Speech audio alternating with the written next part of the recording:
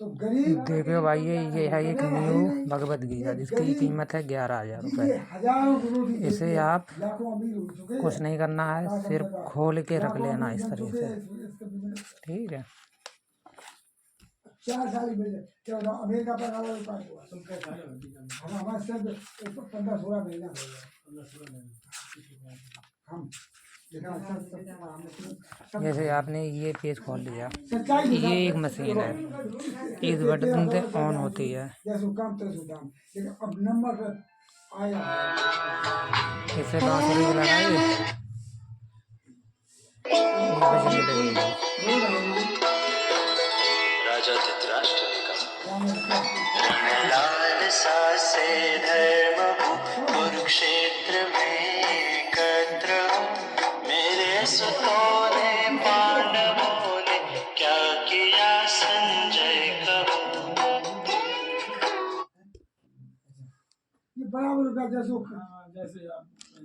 मान लो आपको आगे वाला अध्याय सुनना है, आगे वाला अध्याय सुनना है तो इस पे लगा देना है। यहाँ पे आगे वाला अध्याय बजने लगेगा। तब देख कर पांडव कटक को अगर आप दूसरा अध्याय सुनना है तो इस मोर के पंखे लगा देना है। दुर्योधन युद्ध भूमि में सामने खड़ी पांडव सेना को देख उसका वर्णन सेनापति द्रोणाचार्य से करता है। वो द्रोणाचार्य को और भी अच्छी तरीके से समझा देना चाहता है कि आखिर उसके विरोधी कैसे हैं। वो कहता है कि इस सेना में सिर्फ भीम और अर्जुन ही नहीं, बल्कि उनके समान अनेक वीर योद्धा भी शामिल हैं, जैसे महारथी युयुधान, विराट तथा द्रुपद। युद्ध शुरू होने से पहले यह दुर्योधन का एक प्रयास था ताकि वो अपने विरोधी को ठीक से जान सके। यही युद्ध की कला भी होती है।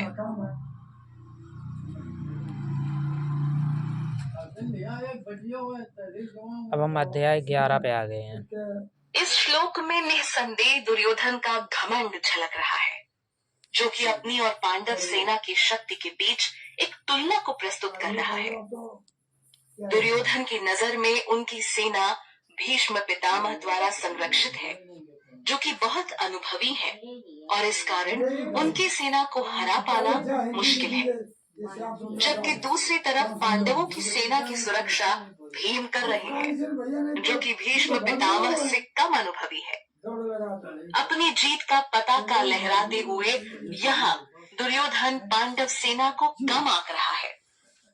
नियम के अनुसार हमें कभी भी सामने वाले को अपने से कमजोर या छोटा नहीं समझना चाहिए, लेकिन अपनी जीत को लेकर आश्वस्त दुर्योधन इस नियम को तोड़ते हुए नजर आ रहा था, क्योंकि उसमें भीष्म पितामह जैसे महान सेनापति के अपने साथ होने का घमंड है। अब ये खत्म हो गया श्लोक। अब दूसरा श्लोक सुन लें तो इस मोर के पंखे पर रख देना है। पिछले श्लोक से दुर्योधन की मानसिकता का पता चलता है कि कैसे वो पूर्ण रूप से भीष्म पितामह और उनके युद्ध कौशल पर निर्भर है। वो समझ रहा था कि अगर भीष्म पितामह युद्ध के आखिरी पल तक उसके साथ रहें, तो जीत अवश्य उसकी सेना की होगी। भीष्म पितामह की शक्ति का परिचय देने के बाद अब वो यहाँ अपने बाकी सैनिकों को संबोधित करता है। दुर्योधन उन्हें आदेश देता है कि आप सभी अपने अपने मोर्चों पर खड़े होकर भीष्म पितामह की सुरक्षा करें। वो नहीं चाहता था कि उसके सैनिकों की व्यूह रचना को दुश्मन भेद कर सरलता। अध्याय खत्म हो गया। अब आपको दूसरा सुनना है। आप मोर पंखा रख देना। श्लोक में कुरु वृद्ध शब्द का उच्चारण हुआ है, जो दर्शाता है कि पितामह कुरु वंश के वृद्ध थे, पर साथ ही युद्ध कला में बेहद निपुण, जिसके चलते दुर्योधन को उनकी सुरक्षा की चिंता थी।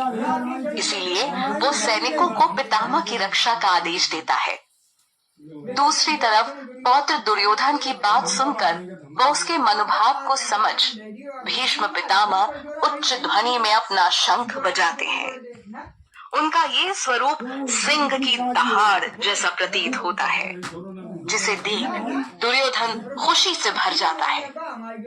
शंखनाद करके पितामह दुर्योधन का हौसला बढ़ाते हैं, जिससे संदेश जाता है कि वो पूरी निष्ठा से दुर्योधन के साथ ही है। ये श्लोक खत्म हो गई, अब दूसरी सुनने।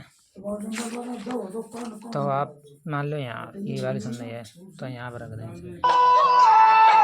गुरुकुल पितामह तब नृपति मन मोद से भरने लगे, कर विकट गर्जन सिंधु सी निज शंख ध्वनि करने लगे।